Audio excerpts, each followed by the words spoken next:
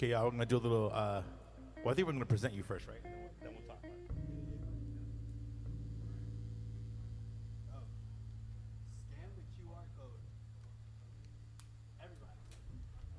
Jesse is asking us to, if you're here and join the recital, please come up and QR scan this code. Jesse Sanders prepared an incredible digital touch point for tonight's recital that includes the music and his incredible master thesis work and his exploratory deep dive into this music, which we've been developing for the last couple years now. Right, and Jesse Sanders took the stage with us just earlier this January. The Recording Academy gave Fela Kuti the Lifetime Achievement Award, and so we performed a Grammy party, a Grammy honoring celebration to honor Fela Kuti, right? And Fela Kuti's manager was there, right? Fela Kuti's family was there, and so this music is something that's not just something that we heard on Spotify, but it's something that's part of our universe. It's something that we live and experience. Also, Jesse Sanders had a chance to work and have mentorship under Sandra Isidore, who is really considered the mother of Afrobeat music. Sandra Isidore met Fela Kuti in 1969 here in Los Angeles.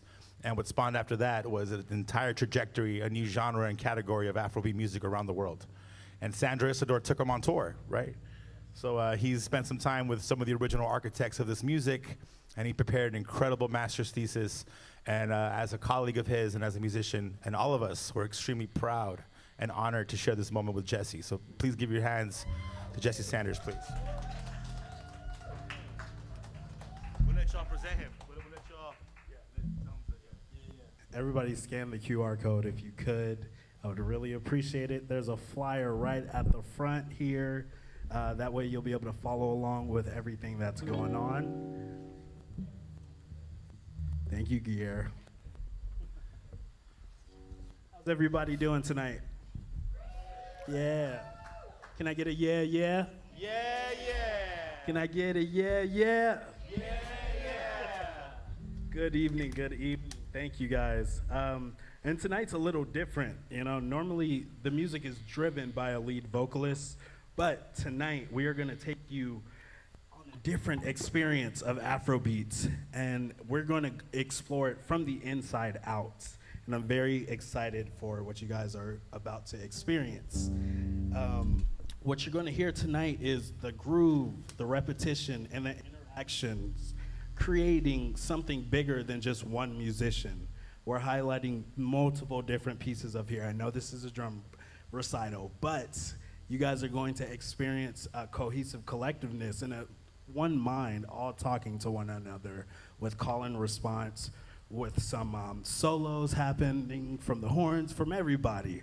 It's gonna be like really fun tonight.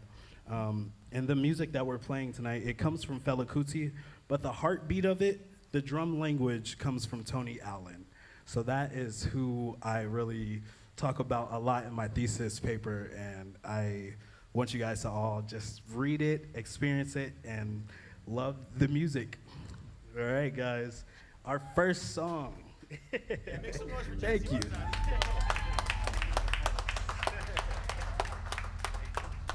We appreciate y'all. This first piece is called Lady. And what I want you to listen for is how each instrument locks into a cycle. Not a chord progression, but a groove system. Nothing is rushing, nothing is forcing, but it just sits.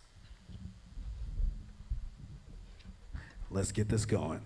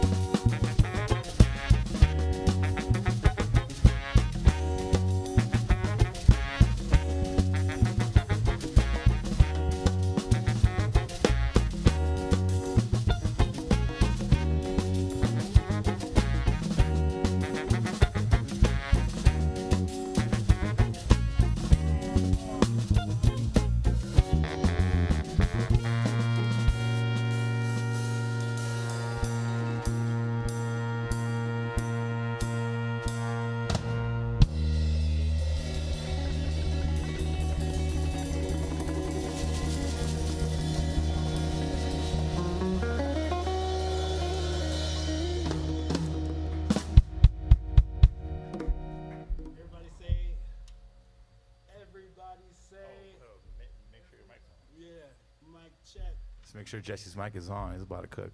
Yo. Everybody. Check mic. Go ahead, Jake. Everybody say yeah. Yeah. All right, that was a taste of Lady. I hope you guys enjoyed that stuff. My little sister's name is Lady. She in the crowd over there. Look at that. Wow. Yeah. Man, so that was cool, you know. So if you guys notice that the hi-hat wasn't just playing time, it was interacting with stuff that my man over here Malcolm was doing on the bongos, and you know, things that was going on the keys with Richard, and just even playing with the saxophones. It was just all playing together, and it was very fun. And the music, it doesn't change much, but it does evolve over time. And you guys will know as we keep going for tonight. I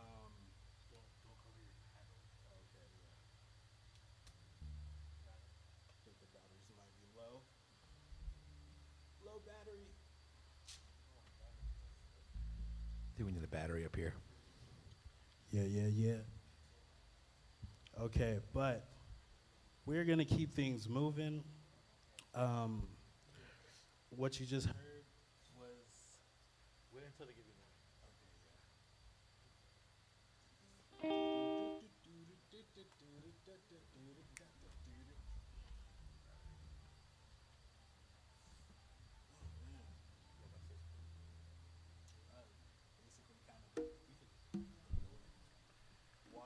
Yeah, one thing that we talked about a lot that Jesse reminded us in the middle of his work for his master's thesis is that, like, yeah, this is the bass, that's a saxophone, and that's a shekere, but really, like, all music is drums, right? Because when you're taking it in, there's these spaces and syncopations and rhythmic patterns, right? So no matter what instrument you're playing, when we approach this Afrobeat music, we kind of like to imagine it like all of us are playing some kind of drum, right? Just so happens that, like, I got 5 little drummers here when I'm playing mine, right? So I think it's a very beautiful thing to think about that. Like, the drum is very essential to our communication.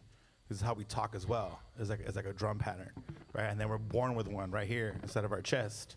So the drumming, the architecture of the drum has more to do, it's inextricable with life, like drumming and life, because drumming is life.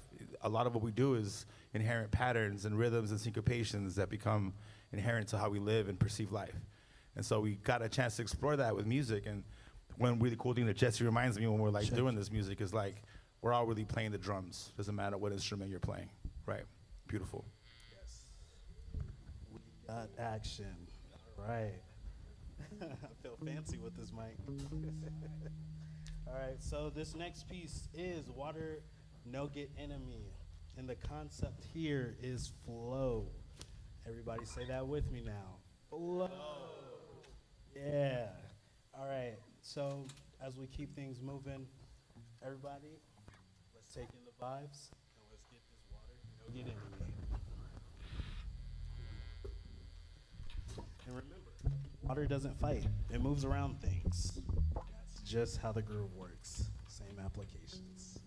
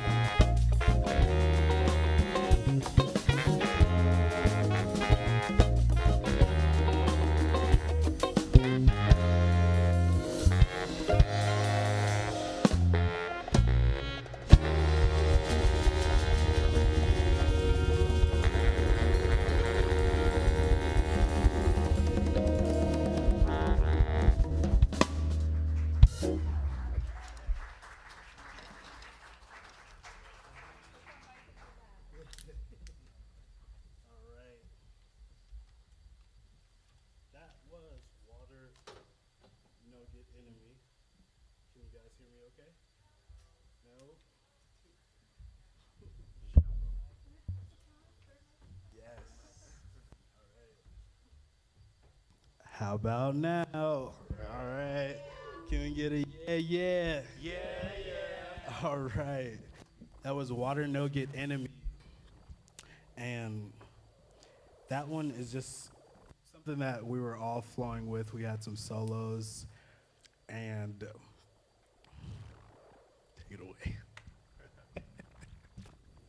The song is really special, right? We performed it on a few stages the last couple of years, but I think that this music and the way that it's performed, it reminds us of like where the world's at, right? With all the craziness happening, we're inundated with violence, and the things that we see on television and social media, and this music still stands testament because it talks about like very core values, right? This idea that water doesn't get enemy. And part of this song really says like, if you get sick and it happens to be because you drank water that wasn't good, you're gonna need water for that, right? When it's hot, you're gonna need water, right? When it's time to take a shower, you're gonna need water. But it's just this concept, right? That water is life. And the discussion, the song was recorded decades ago, but something about the textures and the political themes in it still stands true today. Right, and so I think it's very, very beautiful and important the way that we've been able to bring this music on stage and keep it as part of the current conversation. I think that Jesse really, really talks about that in his thesis, and that the music speaks for itself, but also it carries a certain tone, a certain history, a certain epistemology of the world, and I think it's very inherent to this music. And I think that's what Water No Get Enemy means, right?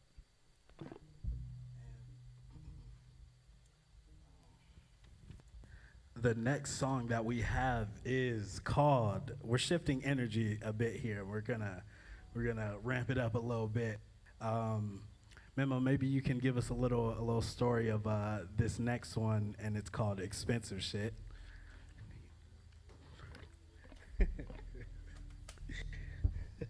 So we performed this song with Dwayne Richmond, who's a Broadway actor who portrays Fela Kuti on the Broadway play. So when he tells his story, it's on a whole other level. So I'm not gonna do it like that. But I will say this though, Fela Kuti wrote records that at the time, they were like illegal. Like he was jailed, he was put in jail for releasing this music. This music was like, if you were found with it in certain areas of the country, it was like you had contraband. You weren't supposed to have these records, right? And so this song is a political song because the Nigerian government, to get Fela in trouble and throw him in jail, they went into his compound and they saw him smoking herb, right? Smoking marijuana, and which was very illegal, right? And they said, well, now we got you. You're coming with us. So Fela, what does he do? He eats it, right? He eats it in front of them, and they're like, okay. So what we're gonna do now is we're gonna take you to jail. We're gonna wait for you to use the restroom, and then we'll use that evidence in court to put your ass in jail. So Fela goes, okay, let's see if that works, right? Didn't work. And so he wrote this record. He goes, that was the most expensive shit I ever took, right? And so the song's called Expensive Shit. Here we go.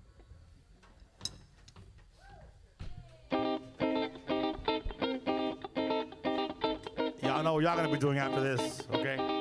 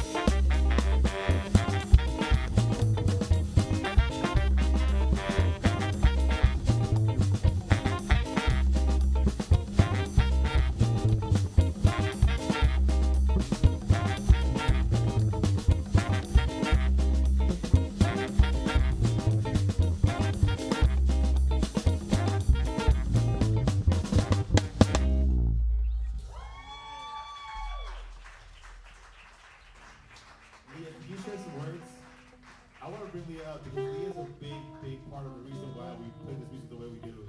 She's been integral to the way that we arrange it, perform it, and interpret it. And I want to pass the mic to her because she's one of my great musical colleagues and has really helped lead this music into the way it's supposed to be played. So Leah, give him some words. Let's go, Leah. All right. Story time. Well, I guess a little personal origin story is when I was in college, like where you guys are sitting, if I didn't discover this music, I would have absolutely quit the saxophone. So, yeah, I'm aging myself, but that was graduating in 2005, and it was a path of polarity. You could either play classical saxophone, which, let's be honest, what jobs are with that, or jazz.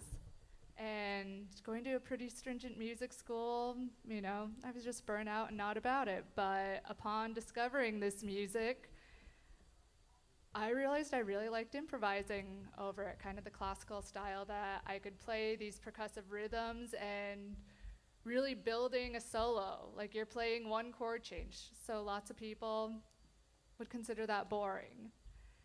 And it really teaches you a lot about texture, a lot about build. So from a musical standpoint, I'm like, oh, I mess with this. Like, this is really cool. I want to play more of this music.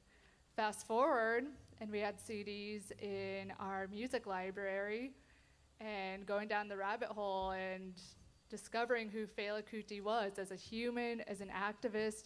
The story about expensive shit, that just scratches the surface. If you look up how many times this man was jailed, how hard he fought for his country, how much is still applicable today. He sacrificed a lot, and social justice,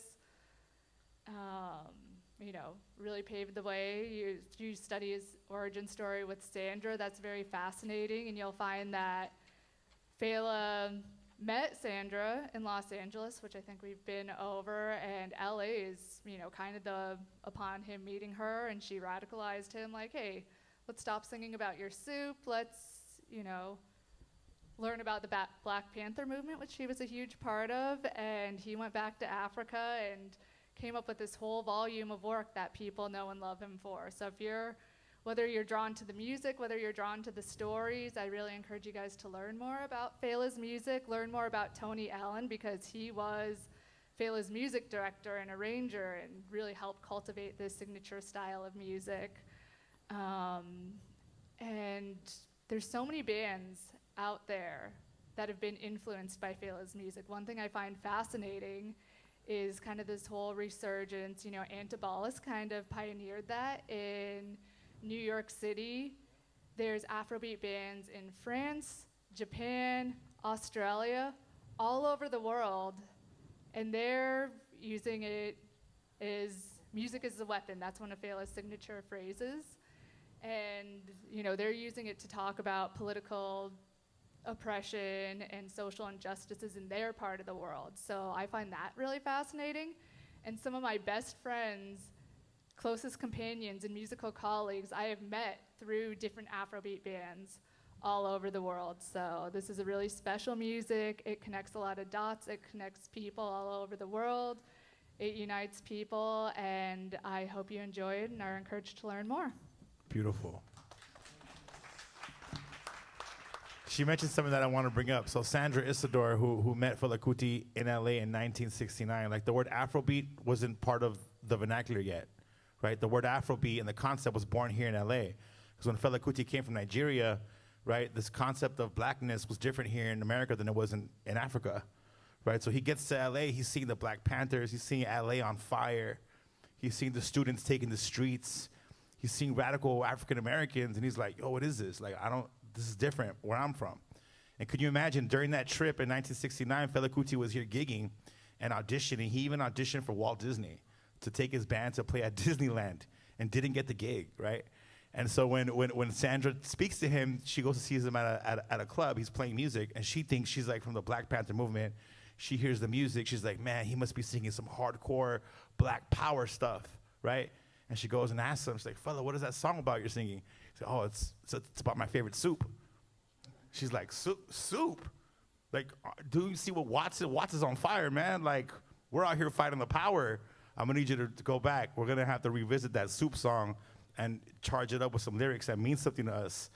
And she really took that. He took that, right? And so when you study Fela Kuti, he'll say, Sandra Isidore gave this to me, and this is the reason why I have this music, Afrobeat, right? So it's like from Africa, but it's also from LA, which I think is something that we forget to talk about, that this music is profusely was born here from a political awakening that he felt here in Los Angeles. So that's one of the things that really inspires us, right? Because music connects us. Music transcends borders, it transcends nationalities, it transcends culture, it really speaks to the core of who we are, and to this feeling of freedom that we all long for, regardless of what coordinates you come from on this planet. So yeah, we're gonna play some more music, and thank you, Leah, for mentoring us and really giving us a lot of your medicine. When she joined the band, like we really had to get tight with it, because she spent a lot of time developing these horn sections with other bands, and so the synergy's been really beautiful, and I'm very grateful. In a moment, we'll introduce all the players too, because everyone here on this stage is a collective of incredible people and musicians and teachers across LA. So we'll share everyone's name in a bit, but we're gonna do some more music, right, Jesse? You wanna do? All right, cool. Jesse, take it away, man. Tell us what's up. Make some noise for Jesse Sanders, please, y'all. Thank y'all for sharing those pointers about the songs and about the music, because I think it is really important that everyone knows where this music was born from, because it's really powerful. And when I was researching this for my paper, I thought it was hilarious that he had a song about soup. Like that, you know, amidst the Black Power movement is just out of this world. So shout out to Sandra Isidore for putting him onto that stuff. But enough talking, let's get back to the music. This last piece is called Zombie, and this is one of the more direct examples of Afrobeat as a resistance. Again, the groove is repetitive on purpose because it represents control, routine, and obedience, and that was present in Nigeria's military at the time. So this song is kind of taking a shot at them for those reasons. Y'all ready? Yeah, yeah. Everybody say yeah, yeah.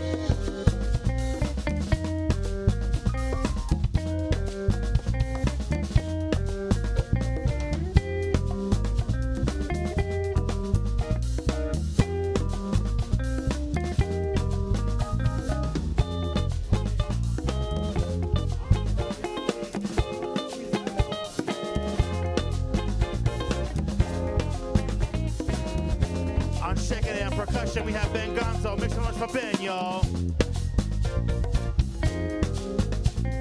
On alto saxophone, Joaquin Pacheco. Make some noise for Joaquin, my peoples. Baritone saxophone, Miss Leah Conchaldi. Make some noise, please. Yeah. On keyboard, Mr. Richard Blackshear. Make some noise for Richard. On conga, El Conguero. Make some noise for Malcolm on congas, y'all. Oh, yeah. And the man of the hour. Yeah, graduating class of 2026. Make some noise for Mr. Jesse Sanders, my people.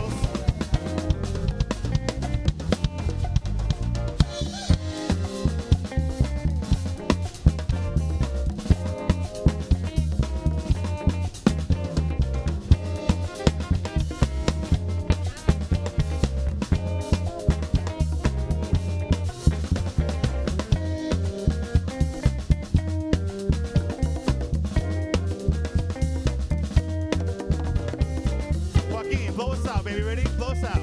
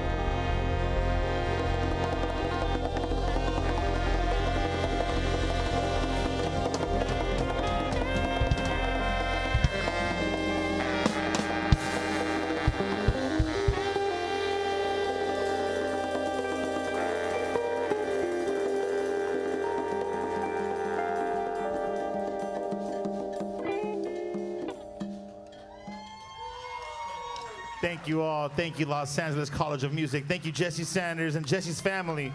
Make some noise for Jesse, please, y'all. Everybody say, yeah, yeah. Yeah, yeah. We are done. Woo! Woo! Let's go. Thank you guys for coming out. For real, it really means a lot.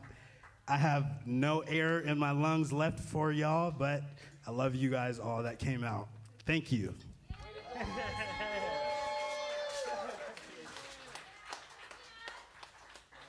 Look, so check it out. On that QR code, there's a photo booth, right? And it has Jesse's name on it. And if you guys want to take a selfie, family selfie, share it with Jesse. This goes in his guest book for life. This is a life milestone tonight, all right? His master's degree, y'all, out here in LA. Make some noise for educated people out here. We love it. That's what's up. Thank you, my peoples. LA, CM, we love you too. Let's go.